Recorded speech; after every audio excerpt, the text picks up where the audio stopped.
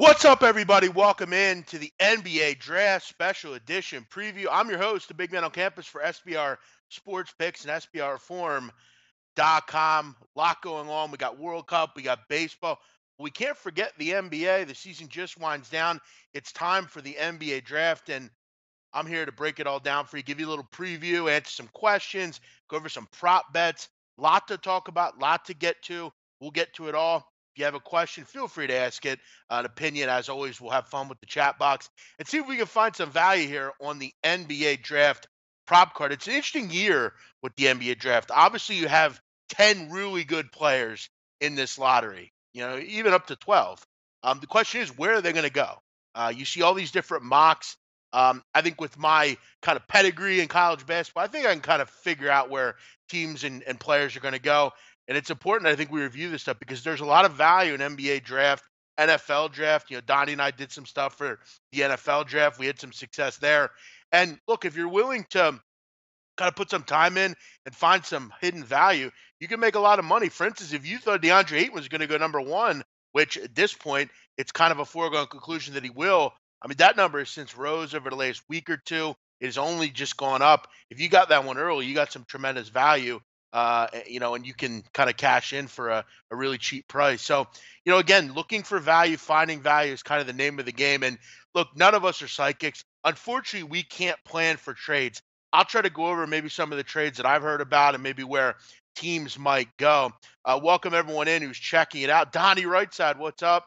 Brian DeCourcy, Brian Manning, everyone filing in here and kind of joining us here. Hopefully you enjoy the show and find some value in what we're going over here today. So what I'll do, guys, I'll kind of go through my top 10 and then we'll go through some props here. I'll give you some gems that maybe you can look for.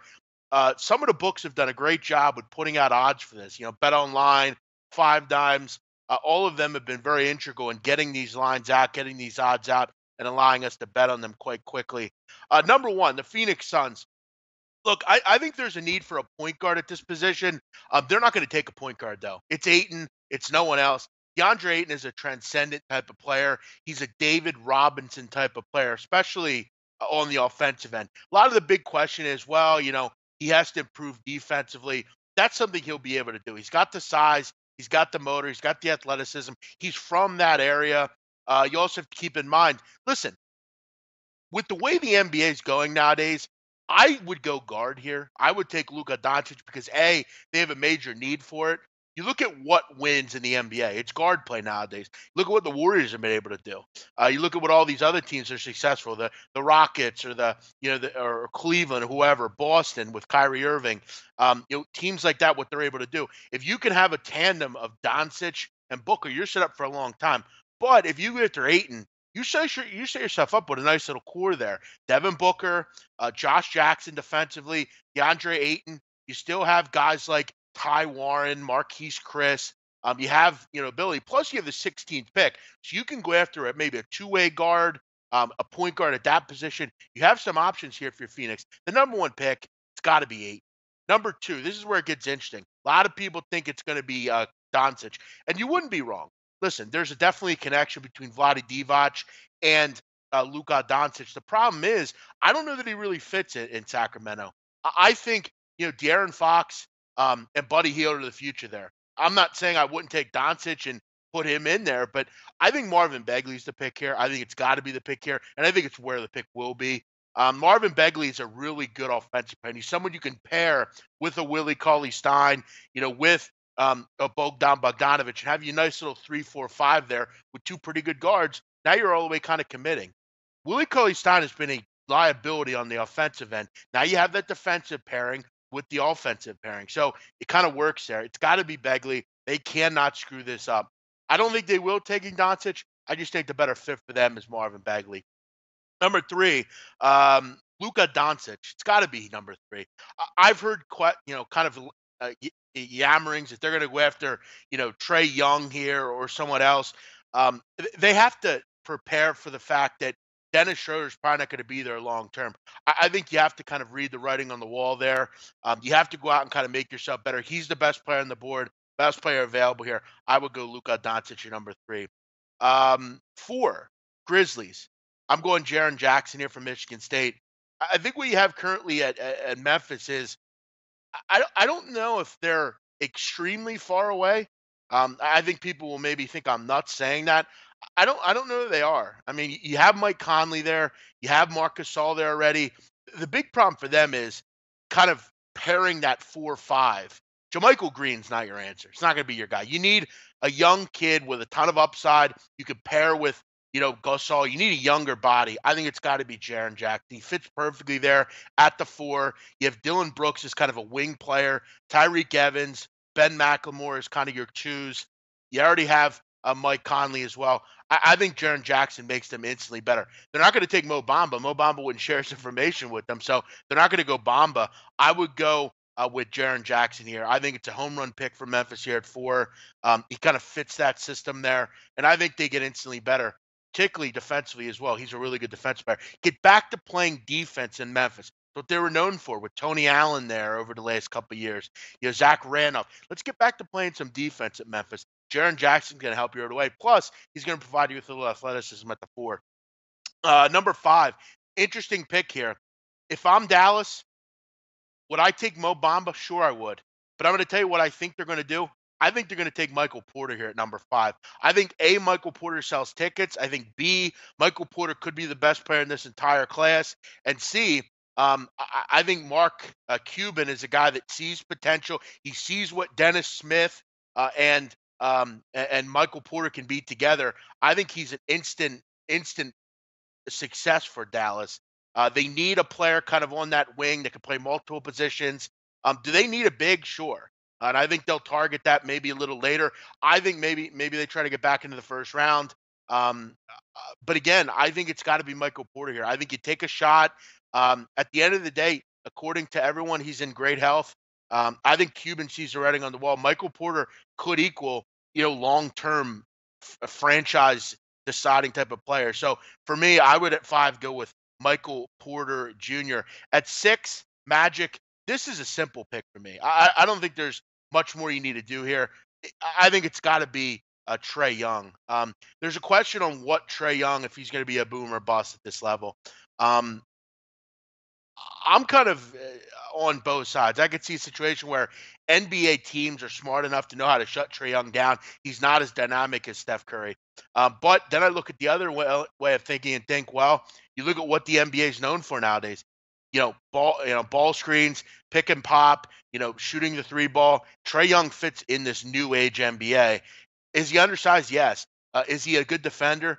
No, I will not try to say that. But keep in mind, for anyone that says he wasn't a good ball handler, he was a fine ball handler. He led the nation in assists.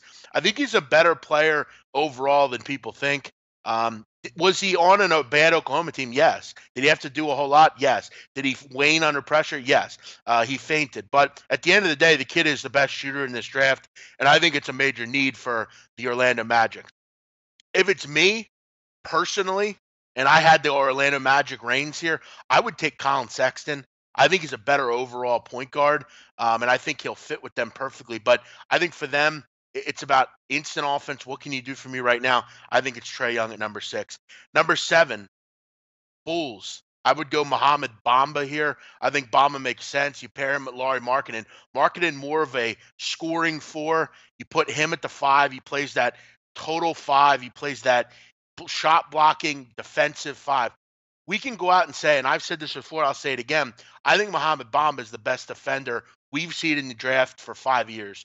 I don't know if you could find a better defender than Mohamed Bamba. He can guard every position at the NBA level. He can guard a point guard. He can guard a big. He can guard every position. He's only getting better offensively. I think he's been underrated offensively, frankly. Evan Ragsdale, what's happening?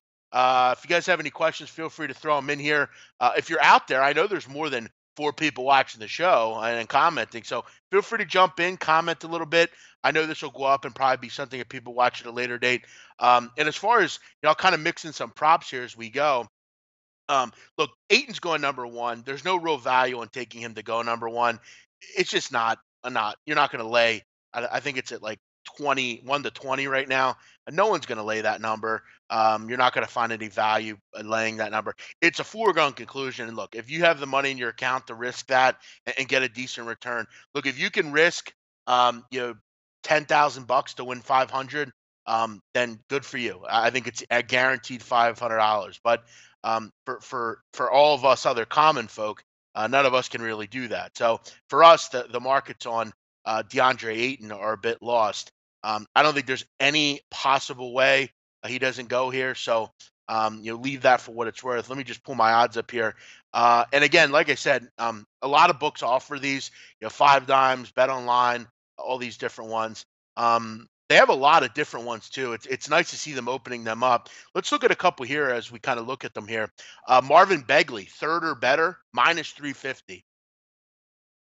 Again, to make money in props, if you're not willing to lay prices, you will not make money. You cannot just sit around and look for even monies and plus 130s. Are they out there? Yes.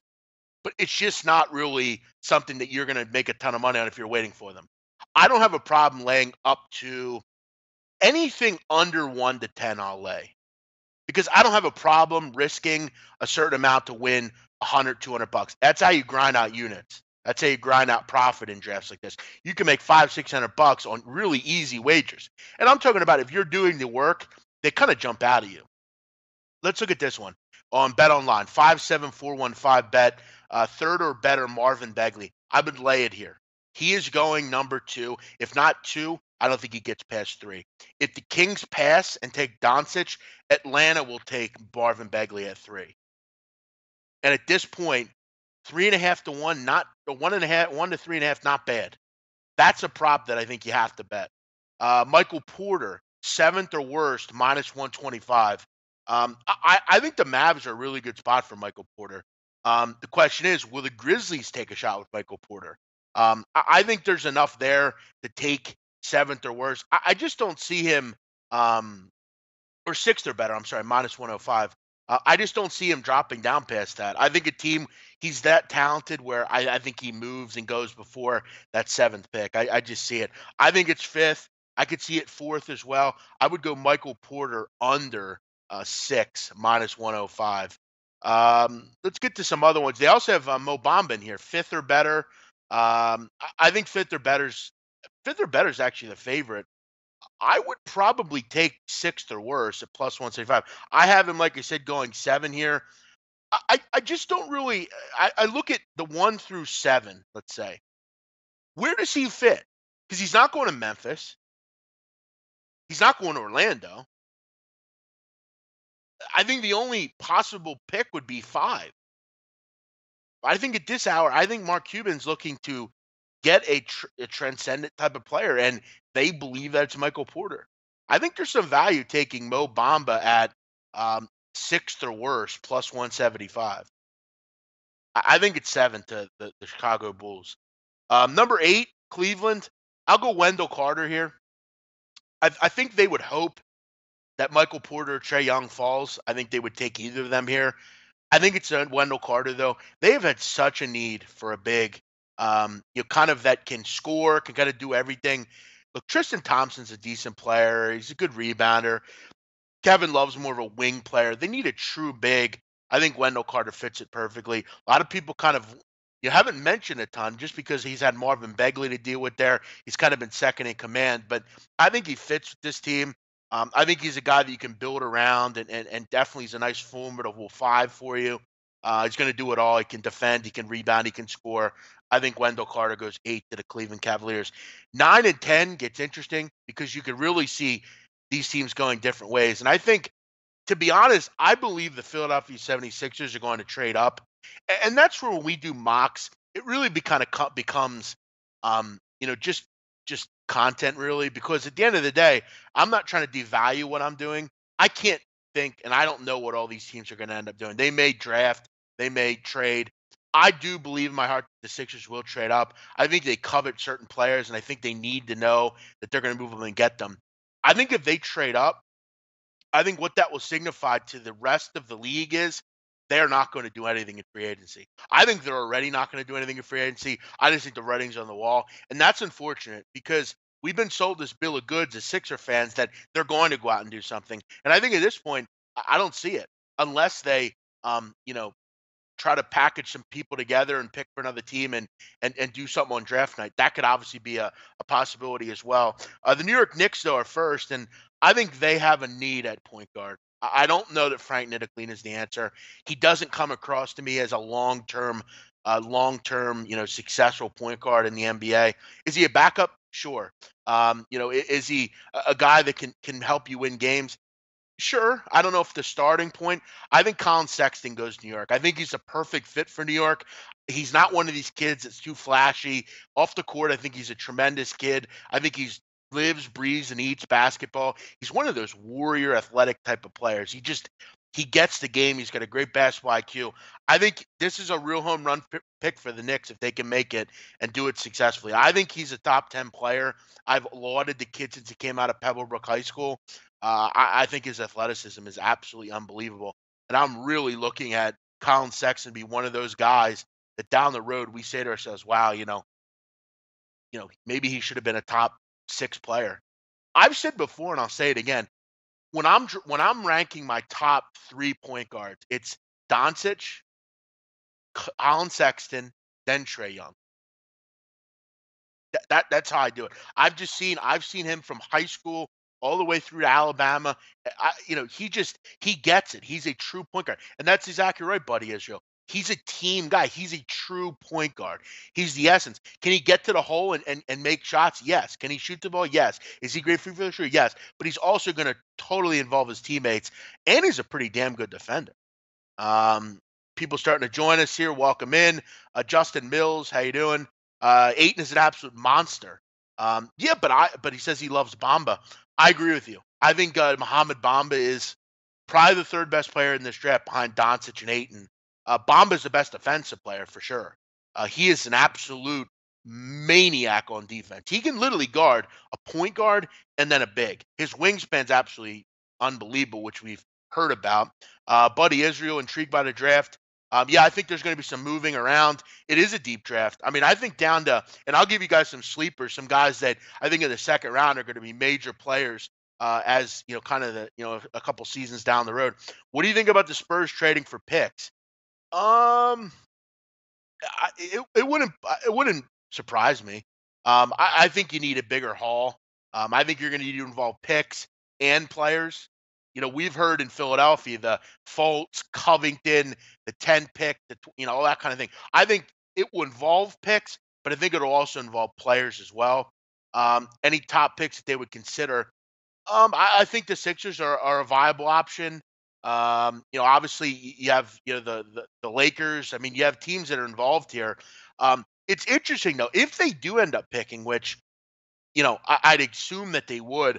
I think Kevin Herter is an interesting pick for them. I think he fits totally in that system. Herter from Maryland has really shot up these draft boards. Great defender, a real marksman from Maryland. Really kind of came out of nowhere. Had a great combine. Really kind of vaulted his way, like DiVincenzo, into that top 20. I think he could be an option at maybe 18 for the San Antonio Spurs.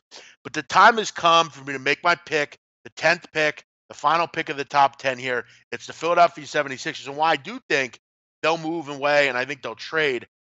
For me, I would take Mikal Bridges. I think he fits perfectly with the Sixers.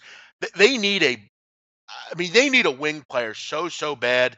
They need that veteran, and I know he's a college player, but he's a 4-year player. He puts a lot of pride into his game, a lot of pride into learning. I think he's a tremendous defender, probably right behind Jaren Jackson and Mo Bamba as the best defenders. He can pick and pop. He's a good free throw shooter. He really does all the little things. Does Mikal Bridges. He's really one of those guys that I think long term is really going to shelve out a long career in the NBA. Kind of like a Hollis Jefferson or an Otto Porter type. Many people have compared Mikal Bridges to Robert Covington, which I think he's a better version of Robert Covington. But I think along the same lines of like kind of a shooter that can defend at a high level. Can he be a Tayshaun Prince? Yeah, I think he can. I think he'd be that type of player. That long defender that can shoot the rock when you get him in the corner. If I'm the Sixers and they end up picking here and Bridges is there, I think it is a must pick. Let's go through some questions here. We'll get back to some props in a second. Hawks are looking to move up, trade those picks. Yeah, it wouldn't surprise me. Obviously, with them taking that guard at three. I could see them if Begley goes two, they'll take, or if Aiton goes one and Doncic goes two, they'll take Begley and then get themselves back. I think if they stick at 19, Dante DiVincenzo could be a real option for them there. Kind of that, two. It really depends where they go with three. They're an interesting team because they could. It's all going to be about what the Kings do. Who will be the Kyle Kuzma of this year's draft? That's a great question. I love so many players in this draft because when you watch college basketball like I do, and when you surround your life with it like I do, I want to tell you that every player is going to be good at the next level, and I have a lot of sleepers. But if you're asking me the Kyle Kuzma, kind of that random player no one's talking about, um, frankly, I think DeAnthony Melton is a guy that I think is going to have a really good career at the next level. He's kind of that mid 30s, late 30s kind of pick. I don't know that he's a first round pick. I've seen drafts where he is. I've seen drafts that he isn't. Um, I think DeAnthony Melton could be a real star. DeAnthony Melton is a guy that unfortunately was um, kind of swept up in the pathetic FBI probe.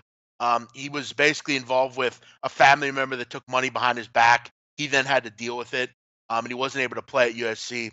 It was a very sad story, and really was the bad side and the sick side of that business, because the only person that really has to deal with it is the player, and Melton was one of those guys. The one thing about Melton that you love is he is an absolute lockdown defender. This is a guy that, if he was able to play last year, USC could have kind of had that team that really could have made a big run. Melton was a huge part of that. I look at him as kind of, he's a combo guard. He could play point. He could play the two.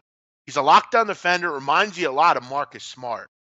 I think he could be a Marcus Smart type of player. Obviously, with Boston, he's a totally lauded and needed player. I think DeAnthony Melton could be a very similar player to him. Another guy that I'm very high on, I think could go in the mid 40s. And I got to tell you, if he wasn't, and he didn't have injury concerns, he kind of reminds you of Michael Porter with kind of his trajectory and what he's had in his career. It's Jared Vanderbilt from Kentucky. I think if Jared Vanderbilt was healthy, I could have seen him in the top 15. He's a kid that has really good size. He could play a point forward. He's a kid that had two knee problems, one in high school, and then he had a knee problem at Kentucky, and really wasn't able to ever really have much of a career at Kentucky. Calipari lauded him. Everyone was really all over him. He's a McDonald's All-American. He was one of those kids that you really covet. He's the exact antithesis of what you want as an NBA player nowadays. And from a rebounding perspective, guys, he's probably among the best rebounders in this class. He has an unbelievable knack for rebounding the basketball. It's quite amazing. He's a kid that I think if he gets on the right team, maybe on a Houston or someone like that, where he can play multiple positions, kind of showcase himself. If he can stay healthy, I don't think it's any question that he's not an NBA starter. Honestly, I think he can be an NBA star just for his knack to rebound the basketball, to defend, to be able to kind of play multiple positions. Those two guys, Melton and Vanderbilt, I'm very high on, and they could be guys that can make a Kyle Kuzma like effort. Another guy, kind of from just a shooting perspective, Svi Mikhailuk from Kansas has played the game of basketball for a long time, coming from the Ukraine. Not a great defender. The only thing Svi Mikhailuk's going to do in the NBA, pick and pop, shoot the basketball. That's what he can do. He's a good shooter. He's got pretty good size at 6'8". I think he'd be a good two, maybe a small three, and kind of and he's able to run as well. You got to be able to run nowadays. You can't be lollygagging around. He could be a guy that I think could be another guy that could add instant offense to a team. Let's kind of move it down here. A lot of comments coming in here. I saw Knicks want to trade up to get Bamba. Yeah, you're going to have all these different questions on, is someone going to trade up? What are teams going to do? It wouldn't surprise me. I'm not really sure where he fits with that team, because you have Enes Kanter, you already have Porzingis. If I'm the Knicks, I'm either looking at point guard or I'm looking to Bridges, because I think Bridges is a need for them as well. They need that three, that wing type of player. But yeah, I mean, you're going to see all sorts of draft stuff. For me, Knicks, it's either Sexton or Bridges, and as a Sixer fan, that's obviously not what I want. Um, which which white college basketball player will get drafted first? Grayson Allen or DiVincenzo? Interesting way to give us ask us that question. But to answer it, I would say DiVincenzo. I think DiVincenzo's early 20s, 2021. I think Atlanta makes sense. I think the Minnesota Timberwolves make sense. Um, Grayson Allen is more of a late first round. I'll tell you right now, I think the Warriors make a lot of sense for Grayson Allen. Could we not just see him in the corner hitting a three, with Steph Curry getting him the ball in the corner? I think he kind of makes sense for that group. I think he's a good energy kind of guy, and I think he's going to be a good player at the next level. He's going to be one of those shooters. He's a gritty, gutty kid that can play defense. Look, he's a hateable guy. People don't like the kid, but he plays hard. You have to give him that. I think for him, I think late first round, and DiVincenzo will be early in the 20s. I would say around 20, 21, maybe 19. I don't get Aiton going number one. Well, you're going to have to get real with that because that's what's going to happen. Um, he's kind of comparing him to Dwight Howard. Listen, I mean, comparisons are kind of, I think, best case scenario and worst case scenario. I think best case scenario, he's David Robinson. Listen, we can hate Dwight Howard all we want. Dwight Howard's a Hall of Famer. So, I mean, he's had a fine career in the NBA. He had a very good year with Charlotte as well. I like Dwight Howard. I've always liked Dwight Howard more than a lot of people do. I think that when he came into the league, he was a bit of a complete specimen. He kind of was a dominating player like Shaq was. Shaq. I'm not comparing him to Shaq, but he was a dominating type of player like that. Um, and he's a guy that I think people kind of loved and then kind of soured on. I like Dwight Howard, and I think if if he can be like Dwight Howard or better, I think it's a fine career for eight. If that's your worst case scenario, a Hall of Famer, ah, I don't have an issue with that. Would you have liked Dwight Howard's career to go a little bit different way? Maybe. But I think he's been a fine player. I think he's been a Hall of Famer and worth it. Bridges is going to be 8 to 10 in this league. Ideal third or fourth option. I agree. Yeah, I don't think he's a locker room cancer. I know a lot of people don't like Dwight Howard, but you can argue. I think he is. What do you think about Mitchell Robinson? I like Mitchell Robinson. Mitchell Robinson is an interesting person that no one really remembers because why would anyone remember him if you didn't study recruiting? Mitchell Robinson's a guy that you'll have to remember in this draft. Didn't play in college. He went to Western Kentucky, decided he didn't want to play for Rick Stansbury, left school, decided he wanted to come back, left again, and now he's been working out. He's a good shot blocker. He's kind of a Clint Capella type. People have him around the low 20s, mid 20s. I think from a shot blocking perspective, I don't know how much he's going to give you offensively, but I think from a defensive standpoint, I think he's a great rim protector. There's a major need for rim protectors in this draft. Not a lot of bigs. After you get past Robert Williams, there's a major knack for big men. Mitchell Robinson, if it was any other draft, he might not be as highly lauded. In this draft, he's going to be lauded because there's not a ton of bigs. What do I think the Mavs need? I think the Mavs need a big. I think they need a wing player. I think you need to kind of just get a little bit more cohesive there. I think another pick for the Mavs to look at, maybe late in the first round, Moritz Wagner. I think Wagner could be a nice player to play that stretch four for them. And if you ask yourself, give me two players on the Mavericks that have a comparison to Moritz Wagner. I'll give you two: Kleber and Kleiber and Nowitzki, both German players. I think it'd be a good kind of connection for those guys to kind of meet up. You imagine Moritz Wagner learning from Dirk Nowitzki for a year or two. Be a nice little match for them, and I think it makes sense for them. Lonnie Walker's going to be a stud. Yeah, I remember watching Lonnie in high school. A dear friend of mine from back in the day. He was kind of a guy that I knew from Philadelphia area. He was a guy that did some mixtape work and some video work.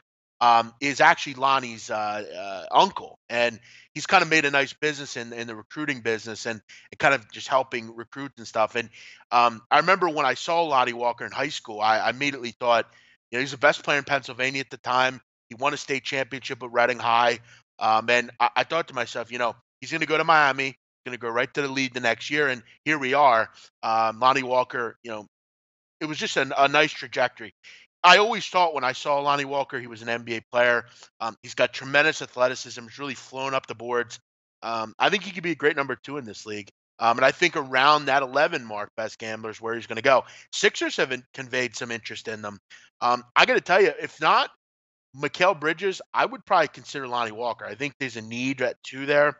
Who takes Grayson? I think it's the Warriors. Um, Draft starts in about 24 hours, my friend. Draymond Green would show Allen more than tripping. He could push and cry to. Yeah, exactly. They kind of do that already now, so that would make sense there. He's got to clean that up. That's not going to work in the NBA. Settle down, Nibba. He said 24 hours. You got to remember, man, that I'm going through each comment here. DiVincenzo is great talent. I think if he had stayed in Villanova, he would have been a top 10 pick. I agree with you. I would have stayed if I was him, but I think the time was now for Dante. He had that obviously huge Final Four. And he wanted to cash in on that. I think he is more of a lottery pick, but the difference in money is not huge, really. And I don't know if he's a lottery pick. I would probably put him around like 12 or 13 next year. But I like the kid. I think he could be a really fine player at the NBA level. Who's the best pure scorer in the draft? Best pure scorer. There's a lot of good. Probably Marvin Bagley, I would think. I think he's the best totally offensive player we have. Um, you know, as far as shooter, it's Trey Young. Defensive, it's Bamba.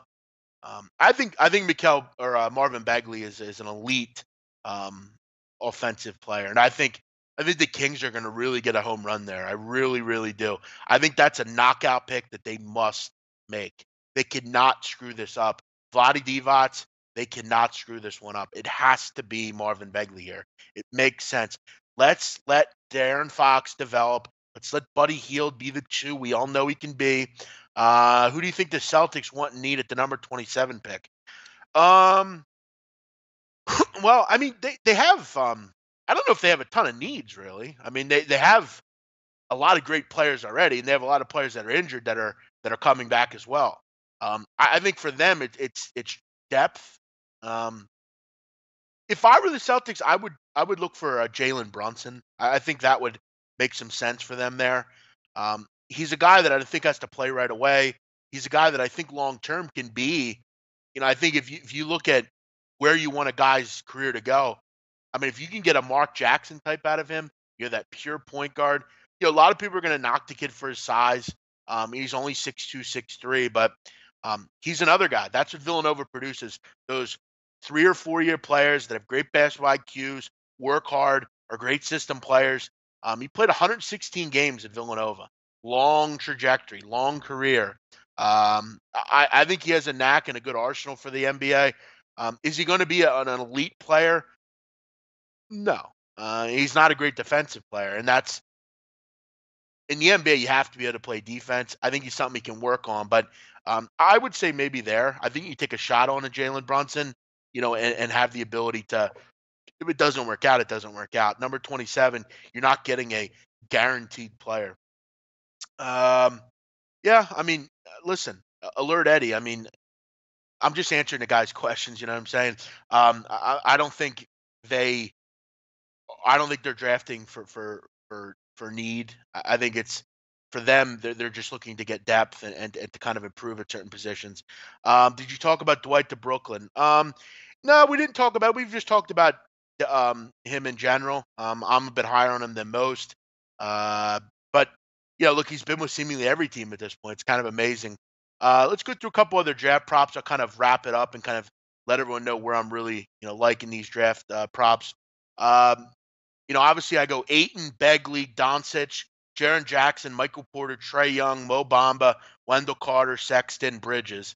Um, I really like Shea Gilgeous-Alexander, 13th or better at minus 350. Again, we're gonna have to lay some money to make some money here. I think Shea Gilgeous-Alexander either goes 11 to the Charlotte Hornets, or I think it's one of the Hornets picks or one of the Clippers picks. I'm sorry. The Clippers will take Robert Williams. That's a guarantee.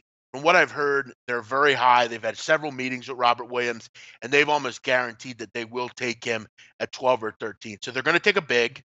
I think they take guard as well. I could see Gilgis Alexander, Lonnie Walker, that kind of player. Gilgis Alexander at 13th or better looks real good. Trey Young, um, you can get some value if you're willing to think Trey Young will drop. I don't think he will. I think it's seventh or better here. At plus 115, actually not bad. Some people haven't pegged for the Cleveland Cavaliers. I think the Orlando Magic will make this pick at 6. So seventh or better at plus 115 looks pretty good. Nice plus money dog there. Um, Prop at 5 dimes as well. Will LiAngelo Ball get drafted? Yes is 14 to 1. No is 1 to 40. So basically, you're risking 40K to win, or you're risking 4K to win 100. Listen, I've said my piece on LiAngelo Ball. I think he's a kid that really works hard. I think he really wants the NBA. I really think he has. I think he has a knack to know that he's probably not as talented as his older brother. And I think that's tough for him because I think he handles it well.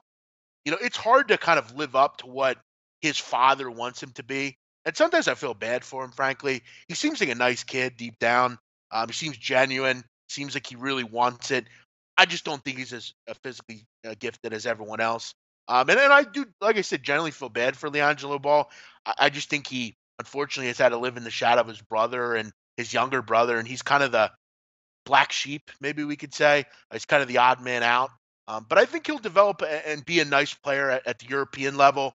If I were him, I would consider maybe trying to get that company away from his father and make some improvements.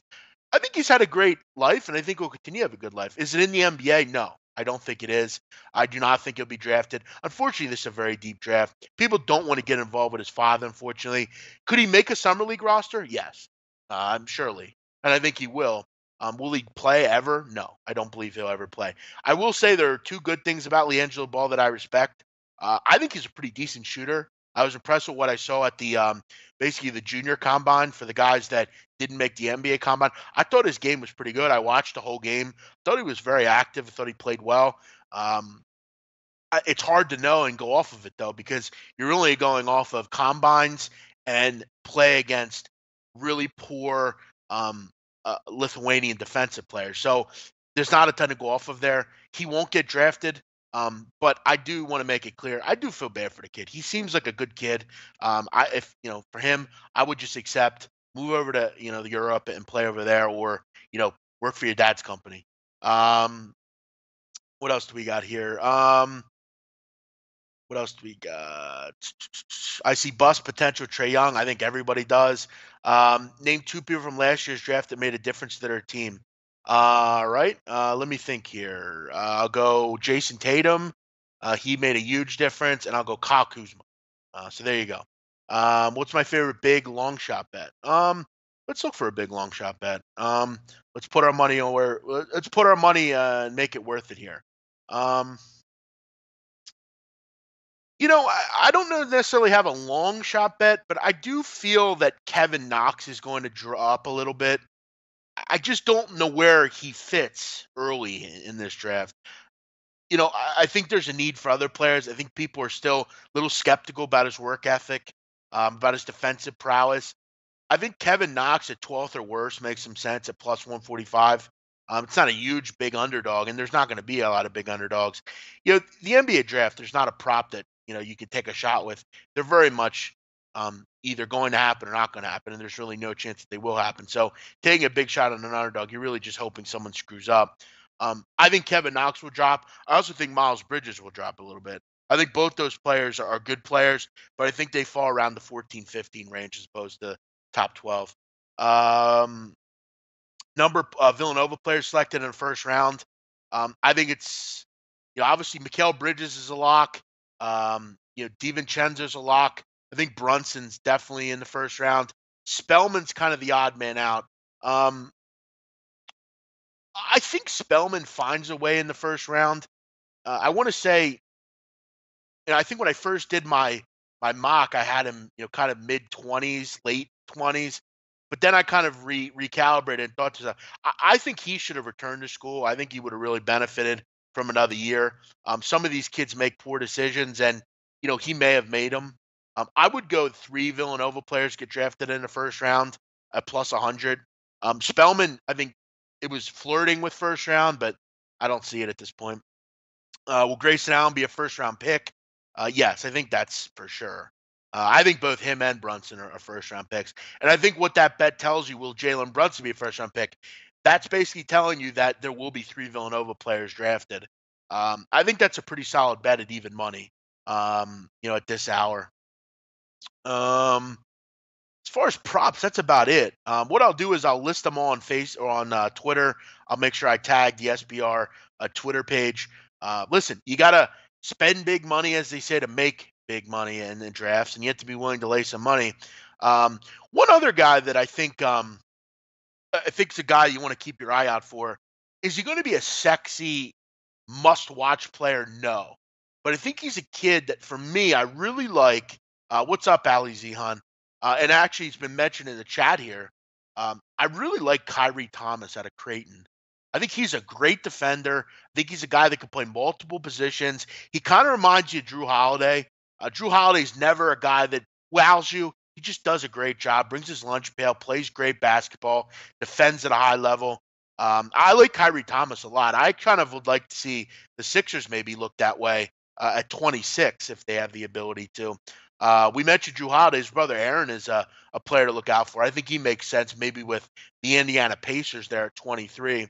But this is a great draft. I'm really looking forward to it. A lot of great names to keep your eye on. A lot of guys we remember from last year. There are some guys that should have stayed in college another year, but I think overall it's a very solid draft. A lot of really good two-way players. A lot of guys that maybe you forgot about. A guy like maybe Josh Okogie or Keita Bates-Diop that I think can really help teams at the next level. And you need to be able to draft. You have to have depth nowadays. You look at the Boston Celtics, teams like that. You kind of found some real diamonds in the rough. Terry Rozier or Marcus Smart. Each team, when you look at them, they all have guys that are diamonds in the rough. Steph Curry, prime example. No one thought Steph Curry would be anywhere near what he is. It's really just worked out. They've been able to. Isaiah Thomas for a long time. Isaiah Thomas was the 60th pick that year. He was able to find a way to have a pretty nice career, at least for a couple of years, and find a way to win. So, all these guys, just because you take a guy at 44, let's say you take Javon Carter, it's a 44th pick, but Javon Carter, he could be a really great point guard for a long time. It's really just chance and how it fits with that team. So we'll leave it up to them. It's been fun kind of having the avenue. Do I think Delgado gets drafted? No, I don't. I don't think Ancient Delgado does. It's a sad thing, and he might be able to find his way in just because he is a big and he can find a way to rebound and play defense. But no, I don't have him on my big board. He'll definitely get undrafted. And look, TJ McConnell was undrafted. If you're able to work hard, you have that work ethic. You can do some good things at the NBA level if you're able to work, find your way. Robert Covington and McConnell were both undrafted. They played in the D League, found their way into the league, and did it up from there. So yeah, do I think Robert Williams under 13.5 at even money is a good bet? I think that's a great bet. Where'd you find that? Actually, I'd actually venture to tell you that I think that would be the best bet of them all. I actually wasn't able to find that on the books that I have. So if you could tell me, Kate Edwards, where you found that, I'd like to know. I think he's definitely drafted by the LA Clippers. I think that's one of the bigger locks of the first round. They've given, I think, almost a promise that they'll take him at 13. They really like him. Steve Ballmer likes him a lot. So yeah, if you could tell me where you found that, I'd definitely be interested. That'll be it, guys. I'll wrap it up. Should be a great NBA draft. As far as I've had some people message me, am I going to be on live during the draft? I have not been approached by SBR. I don't know if they have some interest in that. We'll try to figure it out. If not, I'll offer some live commentary on Twitter maybe or something. I'll be here watching. I'm very excited. So, okay, very good. Thanks, Cade. I don't have that book, but maybe I'll throw some money on it to just get that prop. If you can get that prop, I would bet that. Under 13.5, Robert Williams. Think it's the best bet on the board. Everyone, thanks for listening. Hope you enjoyed the NBA Draft Special Edition. Thanks to everyone who asked some questions and commented. As always, we appreciate it. Thanks for listening. Banker bet under 13.5, Robert Williams. I think he goes at 12 or 13. Have a great night. Thanks for watching. This has been the Big Men on Campus for SBR Sports Picks and SBRForum.com.